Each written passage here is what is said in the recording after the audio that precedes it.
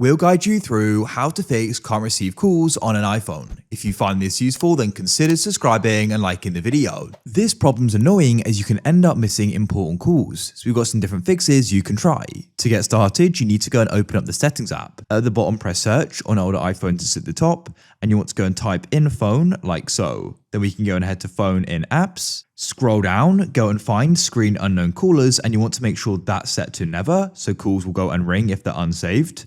Next, you can come to call filtering and you want to make sure this is switched off as well. Go into block contacts, and if you're expecting a call from a certain person, make sure they haven't been blocked, as otherwise that's why it's not coming through. Next, you need to go and open the control center by dragging down the battery in the top right of your iPhone. Next, you want to go and turn on airplane mode just for a few seconds and turn it back off, as this will go and refresh the connection. The next thing you want to do is make sure you haven't got a focus mode turned on, so we can go and tap and hold there. Make sure none of these are turned on, as otherwise notifications can go and be silenced. Last of all, get in contact with your carrier in case there's a problem with your account or the network.